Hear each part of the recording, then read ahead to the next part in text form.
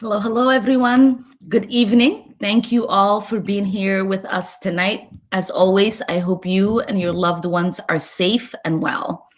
Tonight, I would like to welcome you all to our first Congressional Coffee and Kulan discussion. For those who don't know what Kulan means, it translates to meeting in Somali. And this is the first of many Coffee and Kulan discussions we will be having on a variety of topics and issues.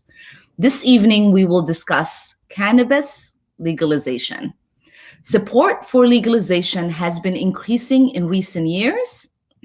Cannabis is now legalized in 15 states and accessible for medical use in 36.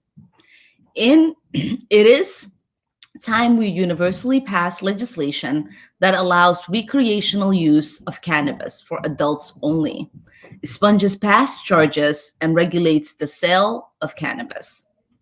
But it is still not fully legal in Minnesota. Tonight, I'm honored to be joined by my colleague and the original progressive OG, Representative Barbara Lee from California's 13th Congressional District. She has been a fierce advocate and champion for legalization at a federal level, and I'm so grateful for her presence here with us tonight. And Minnesota's Majority Leader, Ryan Winkler. He represents District 46A here in Minnesota. He is leading legislation at the Minnesota Capitol to legalize and will be giving us a state-level perspective on this issue. We will discuss bills that have been introduced on both federal and state levels of government, the significance and need to address this issue, and the overall impact legalizing would have on our country. Now I would like to have my guests introduce themselves, and we will start with Congresswoman Barbara Lee. Thank you very much. Thank you, Congresswoman Omar, for Welcome. inviting me to be with you once again virtually, even though I can remember visiting your district and having such a remarkable moment a few years ago. And I just want to thank your constituents, first of all, for making sure that you continue to be reelected to Congress, because your voice, the voices of your constituents, what you bring to the House of Representatives, no one else has brought. And I just want to thank you so much for expanding, our work, our vision, and our agenda in a very bold way. So it's good to be with you once again with your folks at home. So let me just say a couple of things now on cannabis reform. I, for many years, worked for a great leader who passed away a couple of years ago, Congressman Ron Dellums.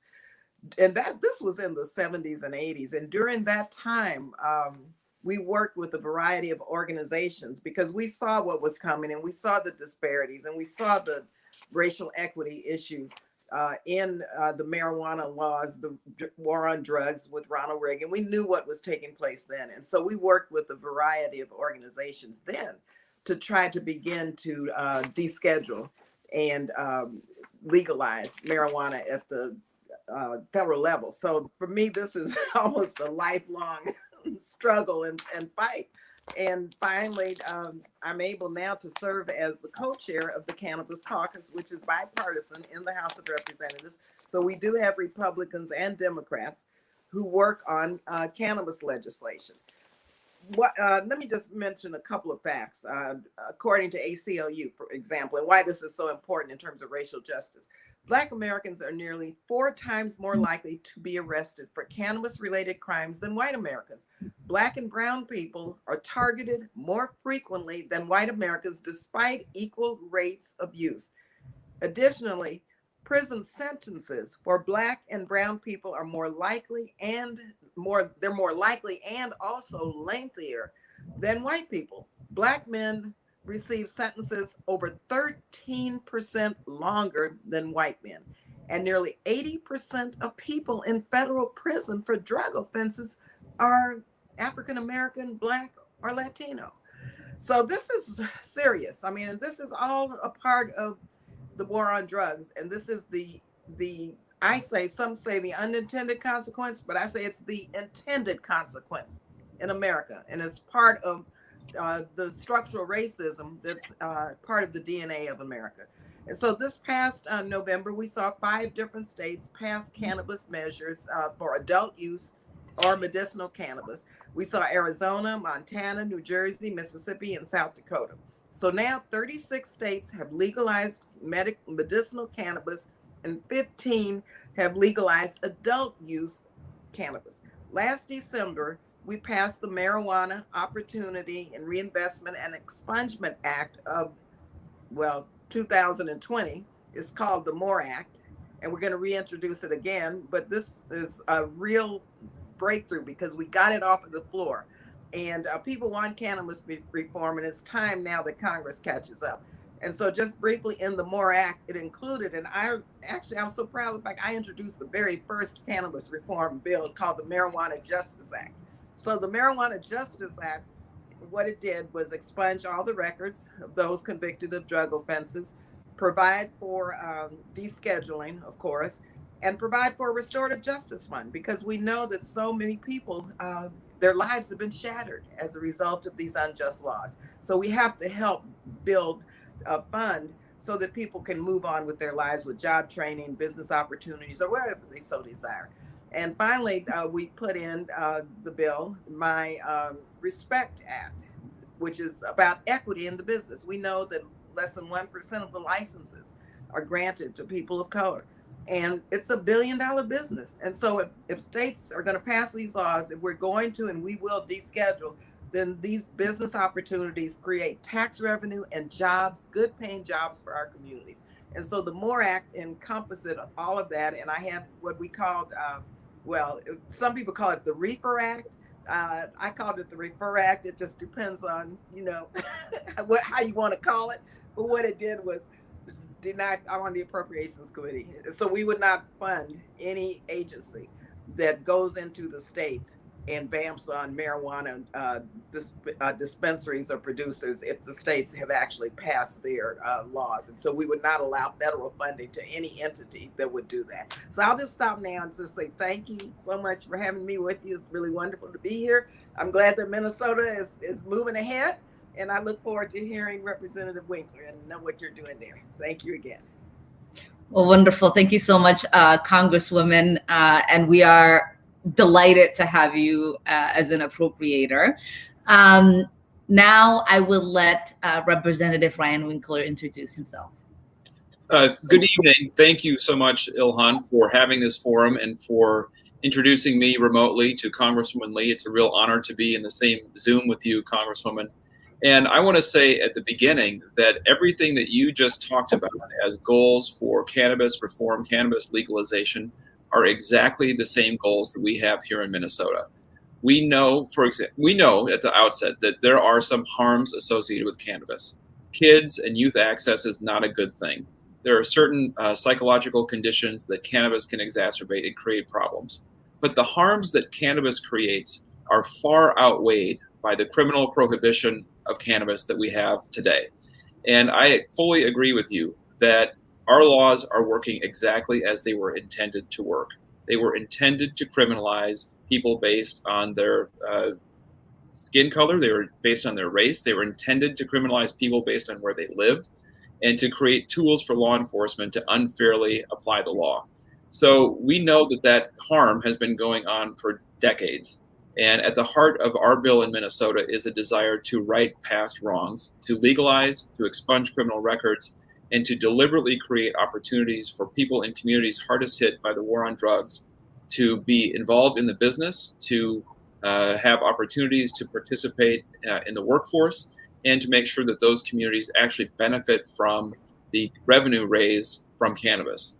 And so we think that the bill in Minnesota has all of the elements in place that you just described from your decades of work in Washington, and we intend to bring that bill forward. In fact, our first committee hearing for our full legalization bill is tomorrow in the Minnesota House, and we intend to bring that bill all the way through and pass it.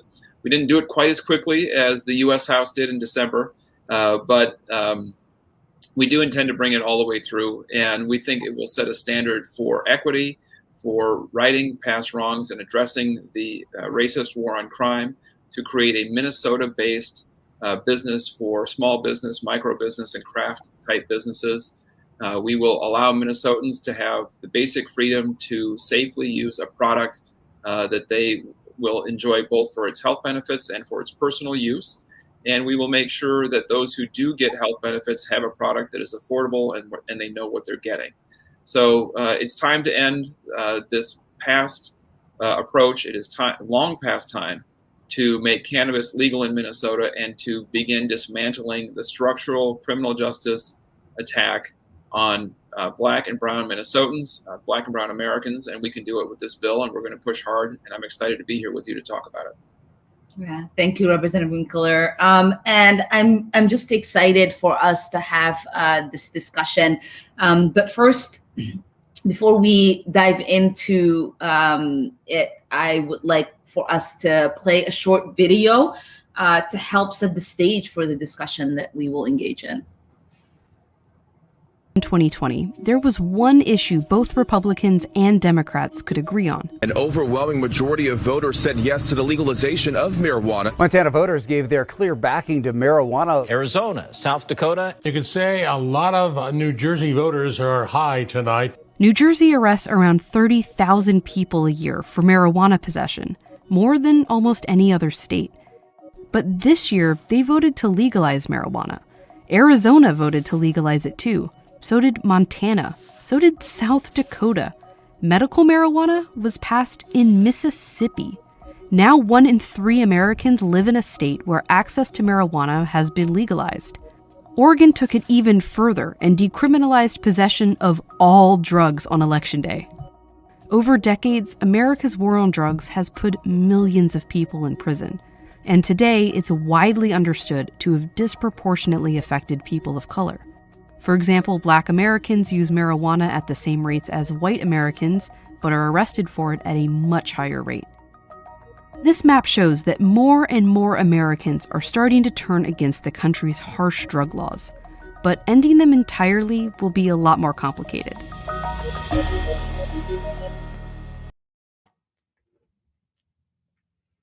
Wow, that was great. Ryan, Representative Winkler, could you tell us about your, just more details about your cannabis bill here in Minnesota and the process of trying to pass it in the Minnesota House? Yeah, so we create what we call a cannabis management board, which is a separate state board that will be responsible for distributing licenses for people getting involved in the business. So on the marketplace side, we create a board that creates a set of regulations. We don't allow any local jurisdictions to opt out because our main goal is to shift an illegal marketplace into a legal marketplace. It's no surprise that there is a robust cannabis marketplace in every state, including in Minnesota. And something like 680,000 Minnesotans, which is over 10% of our population, try cannabis on an annual basis. So there's a robust marketplace. What we're trying to do is create a shift so that people have every reason to go and purchase cannabis through the legal market. That means we don't want our tax rates to be too high. We don't want regulatory burdens to be too difficult. We want to create an active and strong marketplace so that we shift it over. That means that we will then know where cannabis is in our communities. We will know if kids have it, where they might be able to get it or how to limit it. And consumers will know what they're buying. So first of all, we're trying to create a robust marketplace with lots of players. We prevent vertical integration, which means that one big cannabis company can't own a whole supply chain all the way through and dominate the marketplace. We limit it so that people have to either be growers, manufacturers, distributors, or retailers, and we separate them out, and we require them to be Minnesota owned. So we're really we've listened to a lot of people about the desire for a homegrown economy in cannabis, and that's what we're trying to do. We're also using resources that we raise through taxes on cannabis to help grant making, training, and other kinds of programs to allow it to be easier for people in served and impoverished communities to get access into a business, because access to capital is a challenge. And so the whole robust kind of system of marketplace development that we have is really geared towards making it not only a marketplace that Minnesotans can trust, but a marketplace that benefits Minnesotans, especially those Minnesotans who have been most adversely affected by the war on drugs. And that's based on extensive public hearings we've had around the state. That is a common refrain everywhere we go, that's the kind of marketplace that we want to create. I can get into lots of details. We expunge criminal records automatically up to a certain level and create a special expungement board to quickly review those records of people who have higher level offenses. We have a number of provisions related to energy use and conservation so that we are not expending huge amounts of energy in this industry, and really are looking at making this an equitable marketplace, eliminating the past wrongs, and creating a marketplace that really serves the needs of Minnesotans. Thank you. And Representative Lee, as a continuous champion for cannabis legalization, can you tell us what the work looks like for you as the co-chair of the Congressional Cannabis Caucus, what the MORE Act actually does, and why is it important for us to do this on a federal level? Because I know that Ryan just talked about what they're doing in Minnesota, and there's a lot of conversation, obviously, where some are saying, we should just let the states do it. What are the benefits to doing this on a federal level? Sure. Thank you. And Representative Winkler, listening to you tells me that Minnesota is learning from the mistakes of those of us who went early. I mean, that's a very progressive bill that you're champion. So I just want to congratulate you for it. Especially, you talk about the sort of the consolidation of the industry, where it's smaller and people of color can't get into the industry. The way you all are doing it will definitely mitigate against that from happening. And so I want to congratulate you on that. Wow. So on the MORE Act, first of all, we actually deschedule it from the list of controlled substances, which means that it will be legal.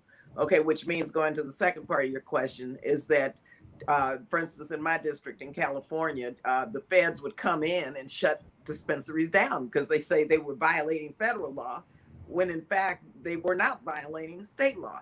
And so the federal government could come in and arrest people. And I mean, it's a total mess even now. And we have lawsuits after lawsuits after lawsuits. So it's important that at the federal level, we deschedule so that those who are in the industry don't have to worry, don't have to fear about being seen as illegal from the feds. So that's very important, and keeping people out of jail. I mean, because they arrest people, unfortunately, for that. We also require in the MORE Act the expungement of all of the past federal cannabis offenses, which means your record is clean, which means then you can apply for, I mean, up until very recent, if you have something on your record, you couldn't apply for public housing, SNAP benefits, Pell Grants. I mean, public benefits were denied and are denied in many states. And so we say states can't impose those barriers anymore. Another provision is, well, you can't deny the federal public benefit or any benefit or protection under the immigration laws based on cannabis or use or past cannabis conviction. And we provide funding to small business cannabis operators that are owned by socially and disadvantaged individuals. And finally, there's a tax provision of this. And Representative Winkler, you said you weren't going to do this as fast as the feds as we did it. Look, it took us years to get this passed. a long time. And this provision, the 5% tax on cannabis to fund community reinvestment grants that support substance abuse treatment and programs and other services. I mean, this tax gave us a little bit of grief from some. And so it took us a long time to get this passed. Now we've got to start all over again. And some of the gaps that were seen in the, or written or allowed in the initial bill, we're going to fix those and move it forward once again. And hopefully now with the Senate and with the White House, we hope we can get the MORE Act signed into law. Representative Lee, I know you just said it took a long time, and I want you to expand on that a little bit, because oftentimes when we see a piece of legislation pass, as we're currently working on the $15 minimum wage, people are just like, oh, they're doing the minimum wage, and people forget the work that went into the decade-long fight for minimum wage. And cannabis has been more than a decade-long fight. Can you expand a little bit about your work in trying to get the MORE Act passed, and how long you've been involved in this fight?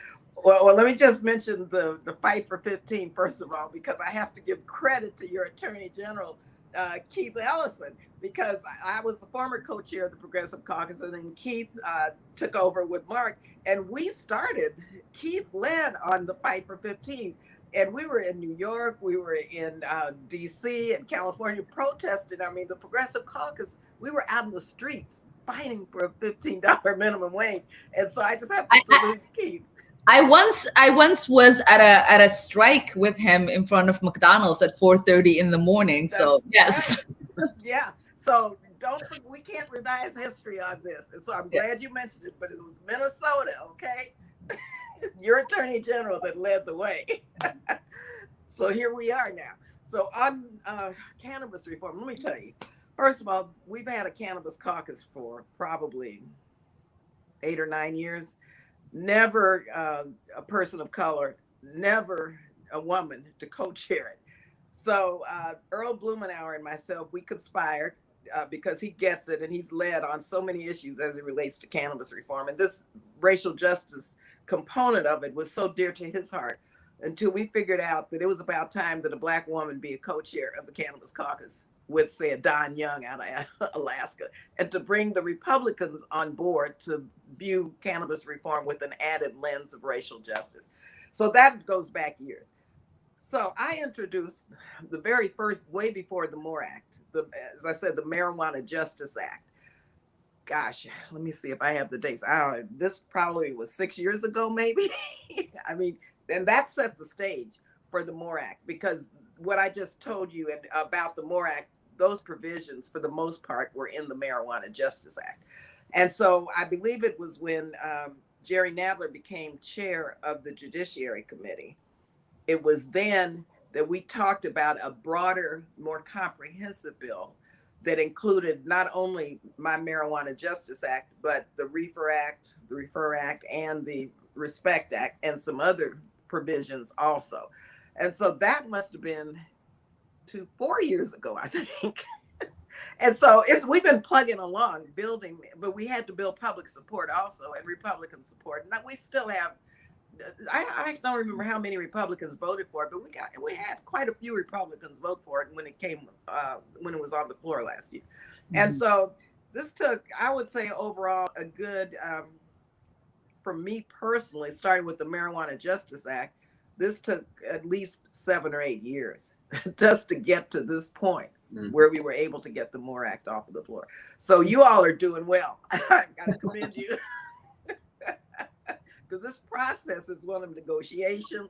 We have to have, and our activists and our wonderful communities have just risen to the occasion. And so I give a lot of credit, Congressman Omar and Representative Winkler, to our young people and to the communities all across the country who have organized, and they're really well organized.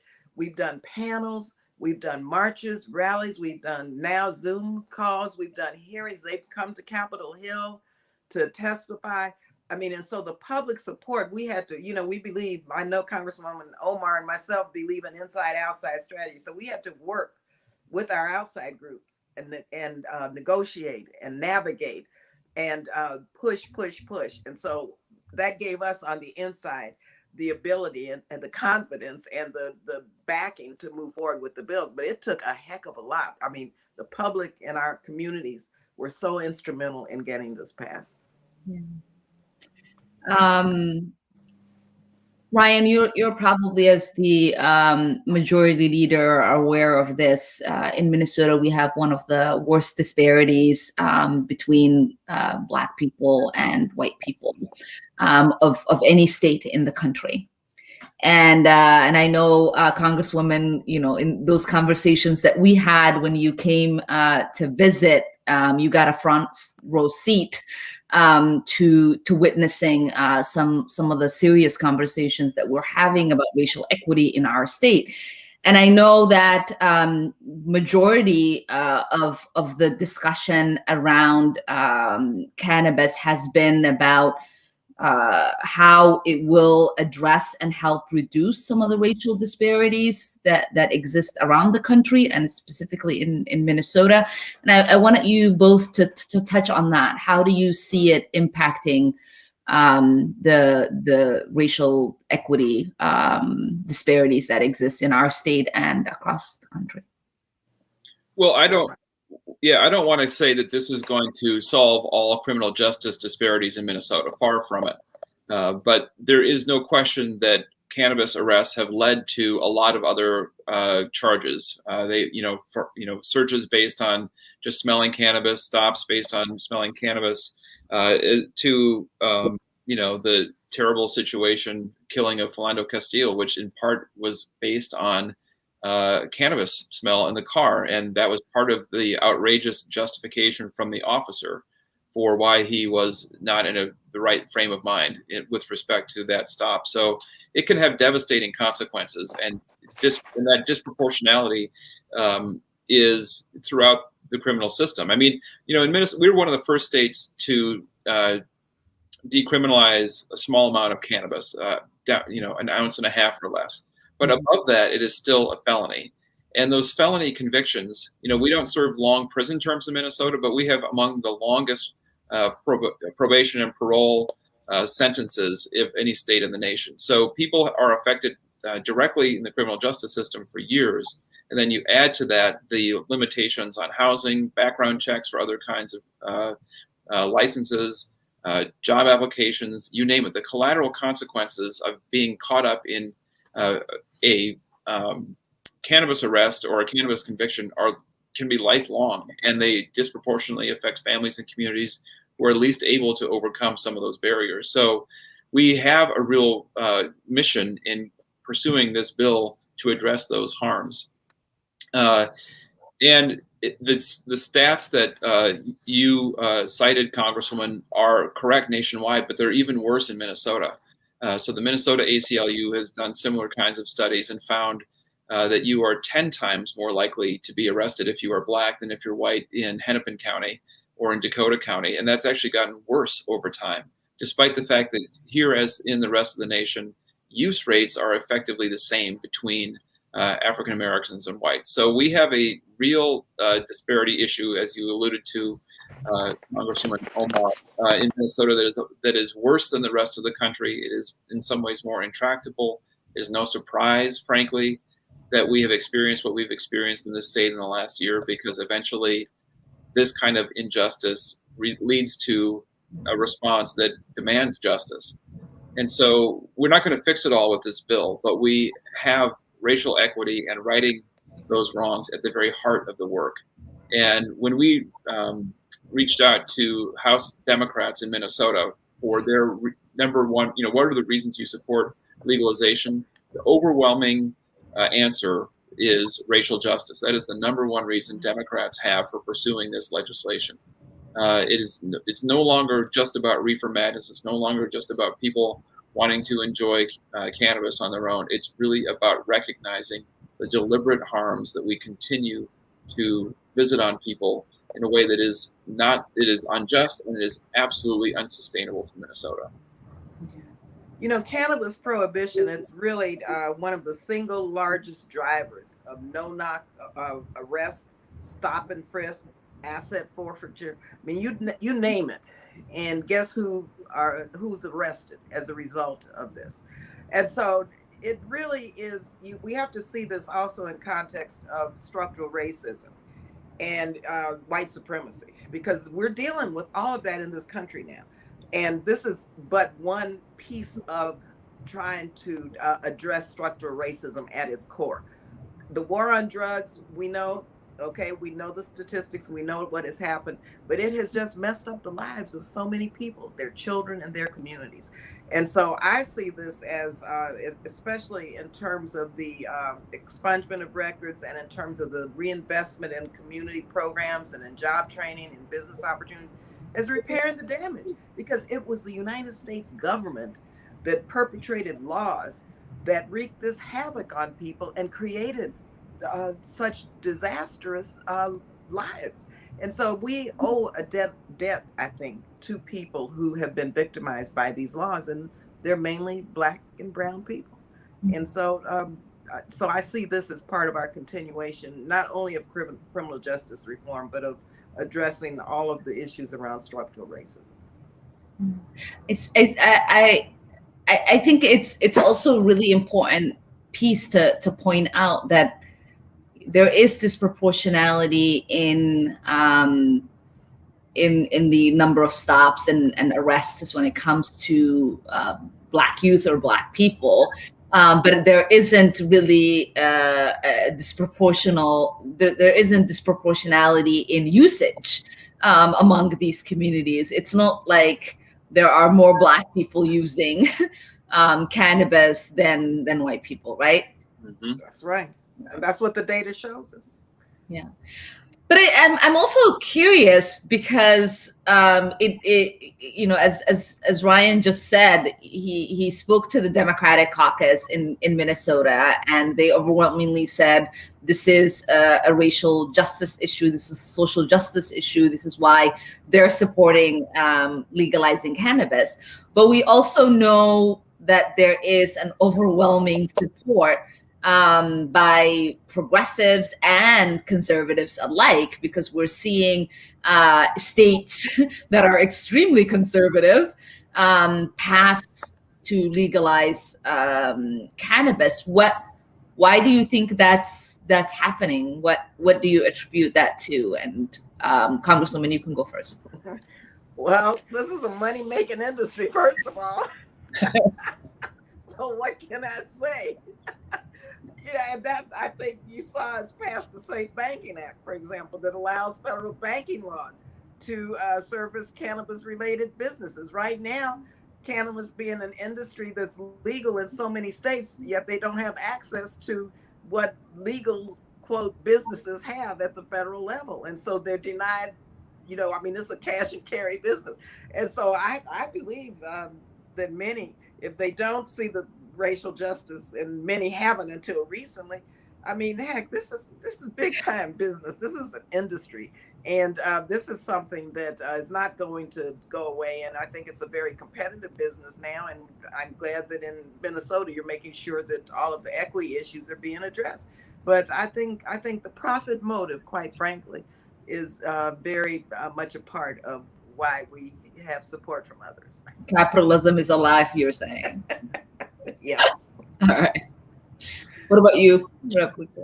Yeah, I think you're absolutely right. People see an opportunity to make money, see an opportunity to raise revenue for states, and want to get in the game.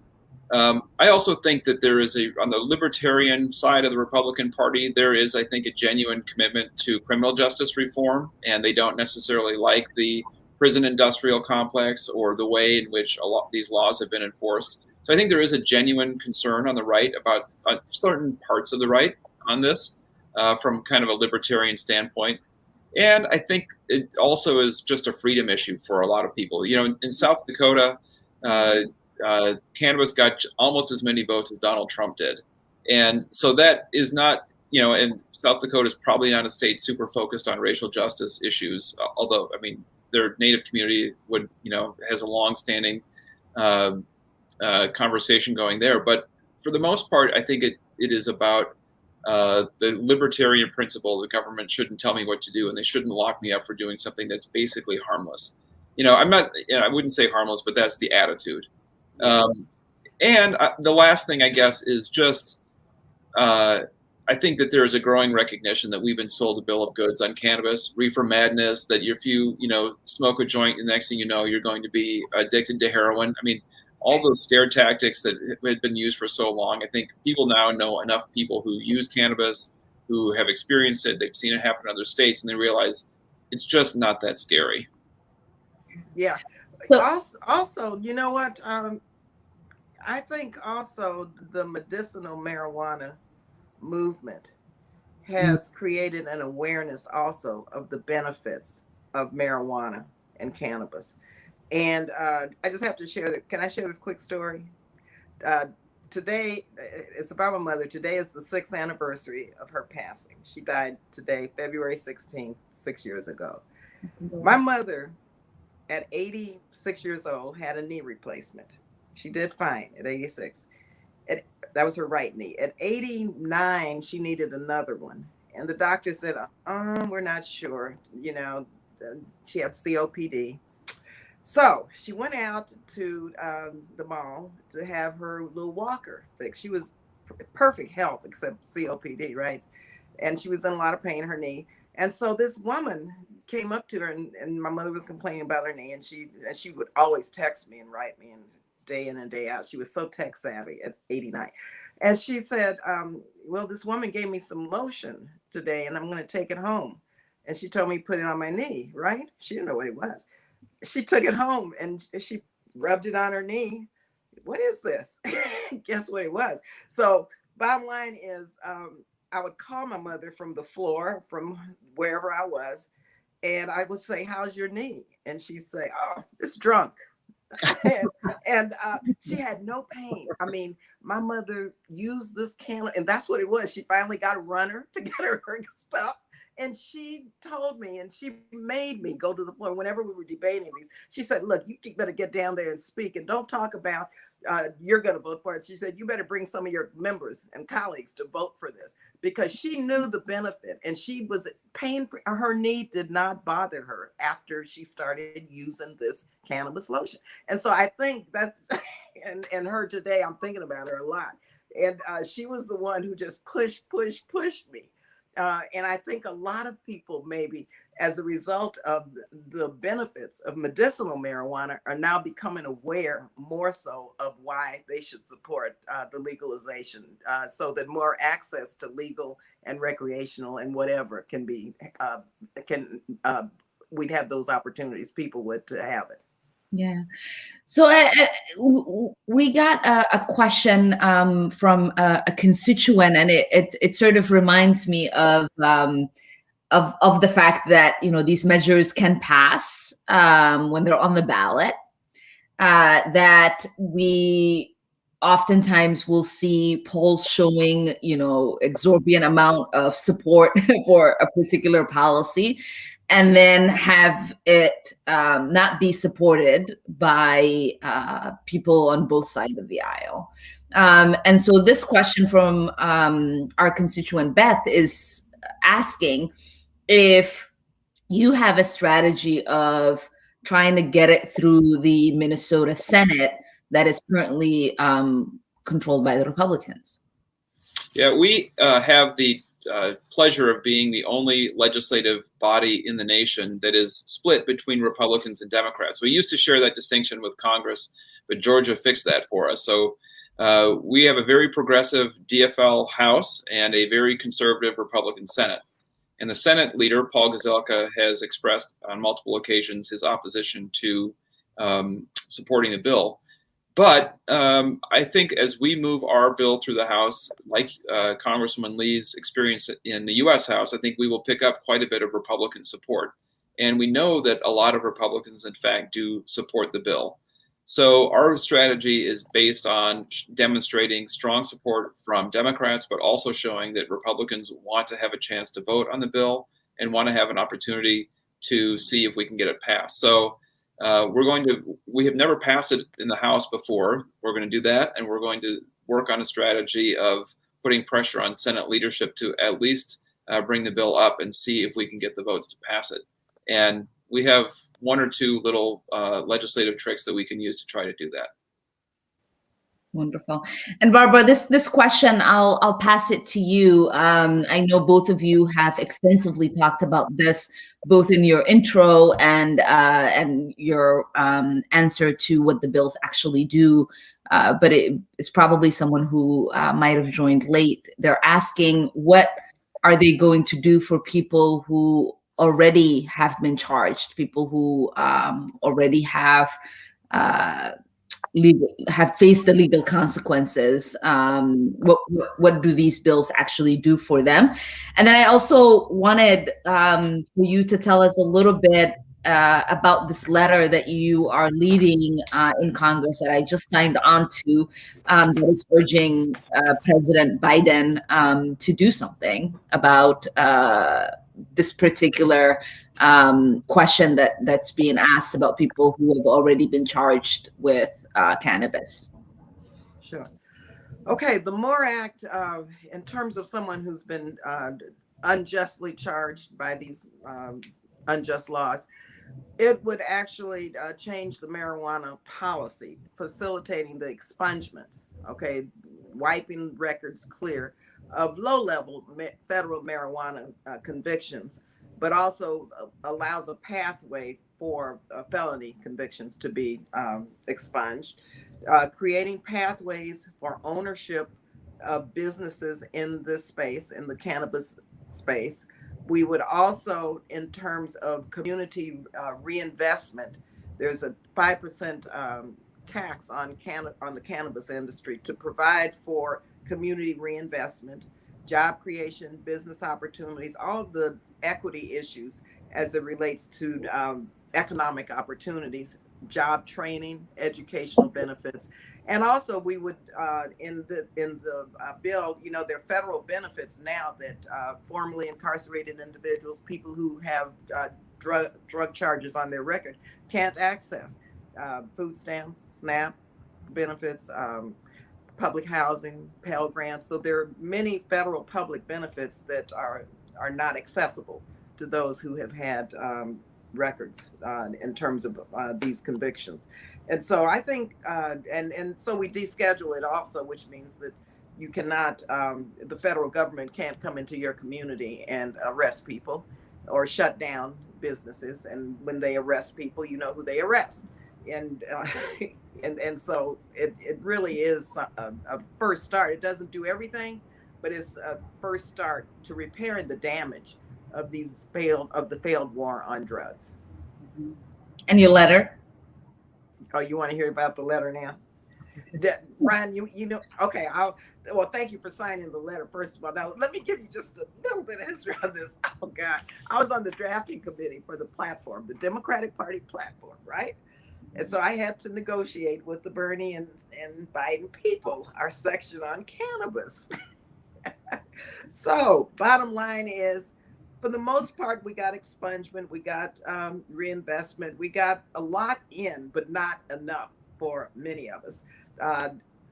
I want full legalization, and we still haven't gotten there yet. I know Vice President Harris carried the MORE Act in the Senate. And so I'm optimistic that we'll be able to get there also. But in the meantime, what we're trying to do is make sure that President Biden comes forward and actually, and I just want to read a couple of paragraphs from this letter. In terms of issuing pardons for people, hold on a minute, let me go to exactly what it says. They can actually issue pardons of people and clemency. There are 1,900 individuals convicted of federal crimes. Most of these individuals have been convicted on drug charges and have been sentenced so harshly as it relates to today's standards. So we're asking the president to issue a general pardon to all of those formerly convicted of nonviolent cannabis offenses. But in the letter, we're also asking the United States to trigger resentencing for all of those who remain federally incarcerated on nonviolent cannabis-only offenses for activity under states under legal, where their states have legalized it. And so it would be a big deal. Now, I want to say also in this letter, President Carter, there's precedent. President Carter issued a blind pardon for those violating the Military Selective Service Act, i.e. draft evasion, okay? So he did that, or omissions committed between October 4th, 64 and March 73. And so we're saying in our letter, and thank you, Congresswoman Omar, for signing it, because it's really, it's going to make a difference, I think. I mean, I'm really hopeful that they're going to, we have probably 10 signatures now, and we're building support for it. But we say that he would help us win the peace. Instead of waging the war on drugs, the president could help us win the peace in the war on drugs by ending it and working to make whole those who have been harmed by these laws. Thank you for that. Ryan, maybe you can take this one. Will the state and federal government create a distinction between CPD and THC? Well, yeah, there is definitely a difference. THC is the psychoactive component of cannabis, and that will be regulated from seed to sale. There'll be a full regulatory structure for how that is sold.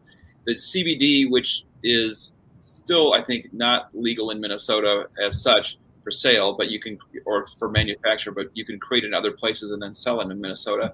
We do not change currently in our bill where hemp and where CBD would be regulated. That's still the Department of Agriculture. It would be legal, but it would be treated differently than THC, which is the part of cannabis that people get the most benefit from or enjoy the most. So that would be treated differently.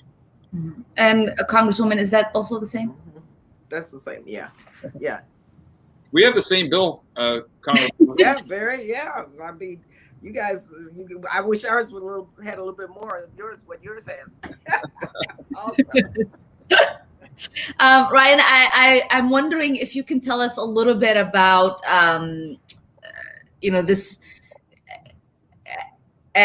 this conversations that you've been leading across the state. This tour, Be Heard on Cannabis. I'm big on tours. When I was in the State House, and I served as one of the assistant minority leaders, we did the MPP project, the Minnesota Values Project. As members of the Congressional Black Caucus, we did tours before COVID came across the country. This is how Barbara came to visit our state and met with constituents. They're valuable, and you learn a lot about what people are dealing with, and what drives them to support a particular piece of policy that you are advocating for.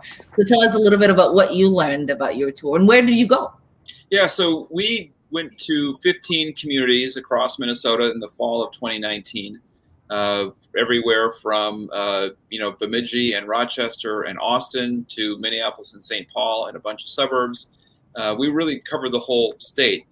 What I found most interesting about it is how much the same messages came through everywhere that we went. The emphasis was maybe a little bit different, maybe the number of people concerned about them, but everywhere we went in Minnesota, people said that our medical program is too expensive and hard to access, and people are missing out on health benefits. We saw people talking about veterans and seniors and all the benefits that they can get from using cannabis as opposed to opioids or other prescription drugs to help manage pain or long-term chronic conditions, PTSD for veterans. We heard about racial justice and social justice in every single community in the state, and that looked a little bit different depending on where you were, but it was basically the same kind of concern. And we heard pretty overwhelmingly that people feel like it should be their right to make these decisions, and they can do so in a safe manner with good education, a well-regulated marketplace that functions, and that we're adults in Minnesota and can handle this.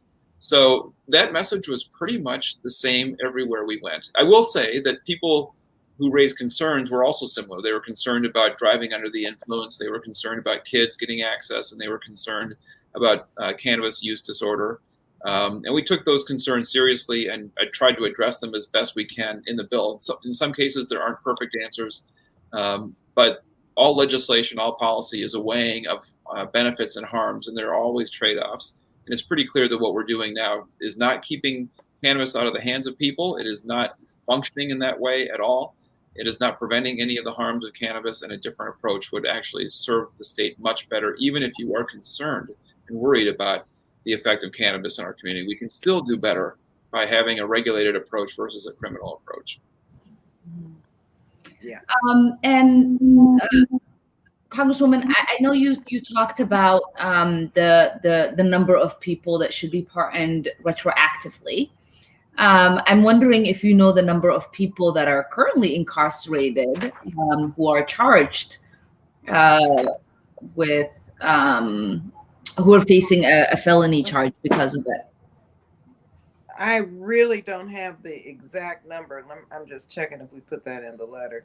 No, we just have the percentages, like the percentage of African American Black people to white people who were users versus being charged. But we'll get that information to you. I don't think we put that in the letter, but I'm sure. Yeah, I was just curious. Ryan, do you know in Minnesota? Yeah, I don't know. In Minnesota, we have about 80 some people currently incarcerated on cannabis-only charges. And of course, what happens in these situations is that people can be, pulled over for cannabis or charged for that, and then other issues arise if they're involved in a legal marketplace. So what we're doing with our bill is your record is automatically expunged if it was a misdemeanor or a gross misdemeanor and it's cannabis only. That just disappears automatically by operation of law. And then we create a special board to consider those felony levels on a case-by-case basis, but on an expedited basis, so that they don't have to hire a lawyer or go into court in order to get their record expunged. We create a process that's simple and streamlined for people to be able to use. And Congresswoman Omar, let me just mention, my staff just sent me a note. She said it's a couple thousand, but the Sentencing Project, we still don't have the exact number, but probably about 2,000. Yeah, I'm wondering, you said there's an automatic expungement. If both of you can speak to what happens if I am currently incarcerated, these pieces of legislation go into effect, what does that mean for me? You'd be released. Okay. Yeah. And your record would be cleared. Expungement in Minnesota, I think it means different things, different places. In Minnesota, expungement means that they put all the records into a box, they close it, and they bury it, and nobody can get access to it. Yeah. And let me tell you, expungement just at the state level, and this is what Representative Winkler said with the MORE Act, but here in California, I've held expungement conferences. I mean, this goes way back 10, 15 years on not only cannabis-related drug offenses, but all nonviolent offenses. There's a state law, 1935, where if a person is on parole or probation and there's a given number of offenses, and no one knew this, but they could go before the judge, and the judge has to expunge the record. And when I stumbled on this, I thought, come on, no one knew about it. The state did not want to invest the resources into executing and implementing this. So I had expungement conferences, and the first one I had, we expected maybe a couple hundred people. 2,000 Black and brown people showed up on a rainy morning down at one of my community colleges. We had the state attorney general, the judges, we had clinics set up, and we expunged the records of so many people that day. And finally, I did this over and over again until the Family Law Institute took this on as part of their work. And so now this is institutionalized in California to have cases brought before a judge to have their cases expunged. And it's a good, I don't know in Minnesota on just any not charge, but if you can expunge records, and this, like I say, a 1935 law, but it generated a heck of a lot of community support. And on one occasion, I remember I went to one of the cubby holes, and a woman just broke down and cried and told me she never thought that she'd be able to go free now and be able to move forward with her life. And we had expunged her record just like that. And no one knew that this was available to them.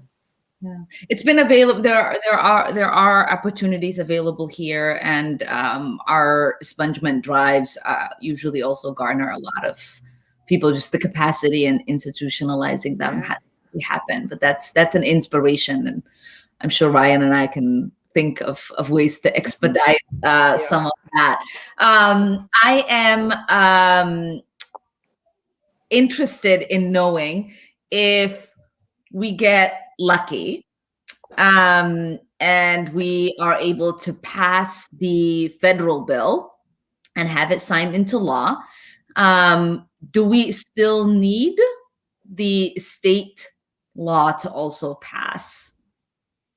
We do, because unless they tell us, states control their own criminal law. So, and in fact, it's rare or unusual to have federal criminal laws at all. So it would still be treated under the same standards in Minnesota as it always had been, even if the federal government acted. For a lot of states, all they really need is for Congress to just delist cannabis and make it no longer a federal crime. But what you're doing with the MORE Act is going well beyond that, and which we should be doing. So it would help, but we'd still have to fix it here. Yeah, that's right. And that's why, and I mentioned how the federal law is so onerous because it's still scheduled that the federal government can come in even when the states have already passed their laws. And I always say vamp on the states, but they can go in and prosecute people because they say that they're violating federal law. So this takes away the ability for them to prosecute, and then states have their own laws that they can move forward with without fear of being prosecuted. Mm-hmm. And then, Barbara, I think this is because you alluded to it earlier. We have someone asking, does this have to be an all cash business due to the federal banking laws? For the most part, yeah. There's some institutions that have been set up lawfully that have figured out how to do it. Maybe some credit unions, but for the most part, this is a cash business. And that's why I know in my community, the dispensaries, it's like going into Fort Knox. You go through 3, 4, 5 levels of security. I mean, it's security guards. You have to be vetted. I mean, just to go buy cannabis is quite a challenge because of that. And so, it's a cash and carry business. But I think there are some financial institutions that may be established, but they cost a lot of money. The cost of business is very expensive. So my last question to both of you before I let you give closing remarks. Why would somebody who has no investment in this conversation care about the fact that their representatives and their government is spending time in in passing legislation to legalize cannabis? Well, I guess if you don't care at all about racial justice and you don't care at all about health or access to safe products, I suppose you could say that we have policies that are absolute failures. We are using a criminal system to regulate a product that is much safer than alcohol and tobacco, which are safe and regulated. And I guess if you don't care otherwise, you can believe that we shouldn't be having completely irrational, harmful laws on the books as a general matter, because we're not serving anybody's interest with what we're doing right now. Yeah, I agree with Representative Winkler. I say what affects one affects all. You got to remember now, because it's illegal in so many places, you have illegal activity going on. Oftentimes results in violence and gun violence and all kinds of horrible things that happen because it is such a business that's underground. And so to be able to have it come forward as a legitimate business, whether you agree or disagree, the train is out of the station in most states anyway. But just know that I see it as a way to increase public safety for everyone. And also it's an issue of your values. If you care about Black and brown people, which I know your constituents do and people throughout Minnesota do, if you care about them living a life of opportunity and justice, then may not be directly involved in it, but I know you care about your fellow human being and human beings, and you would want them to be able to live like you do. Okay, sold. 100% support. It's good to go.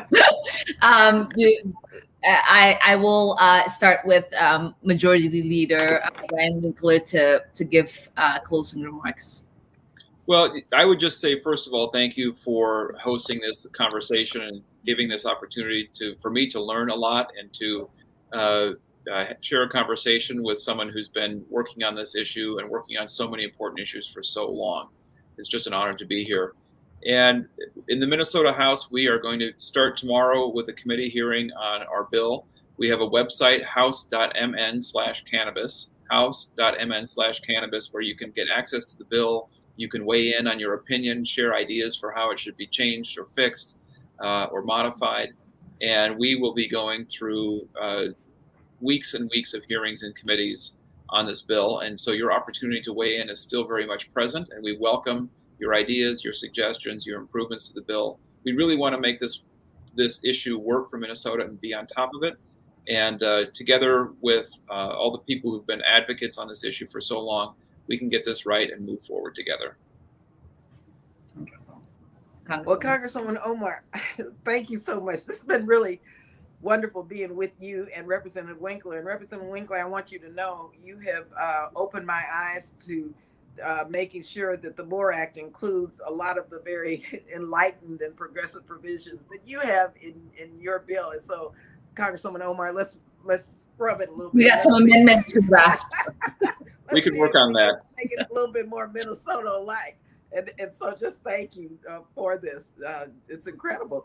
I want to just close by saying, don't forget our veterans. You mentioned healthcare and our veterans, and we're working. I have my bill, it's called the Veterans Medical Marijuana Safe Harbor Act, which allows veterans, because, our veterans, with PTSD and all of the issues that they're dealing with as a result of service to our country, they have many health issues, and they have found that cannabis is really very helpful to them for many, many reasons. And so we want the veterans to be able to use and to possess marijuana without having to be intimidated or charged with a crime.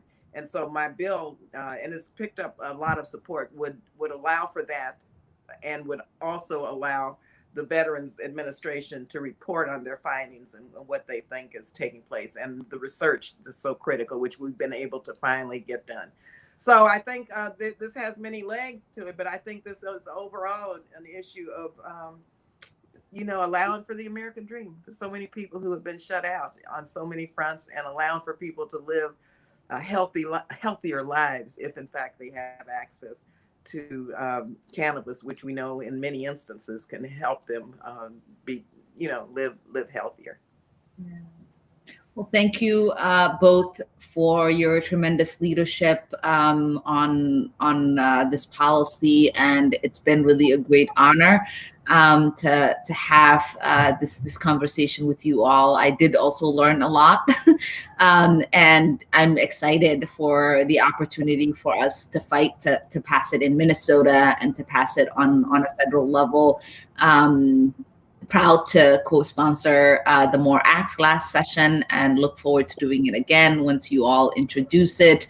I tell Congresswoman Lee all the time, every time she says, I represent the most progressive district in Congress, that wait a minute, I might actually represent the most progressive district in Congress. And I think Ryan just proved the fact that we might actually be more progressive. So I am just really thankful to both of you for being in community with us, for helping answer really important questions for our constituents who are tuned in, and so grateful for everyone who is watching us and has been part of this discussion on all of our platforms. So I've got to say one more thing in closing. Yeah. Congresswoman Omar is the whip of our progressive caucus. And so you all have to be proud of her, because she whips everyone into line. And so you can be certain that our progressive legislation is really getting a hearing, and we're moving it to the floor, and she's keeping us in in order. Learn And from organize. the best. That is never an easy job. She does it. Well, thank you all. Have a great night. Thank you for joining me. Nice being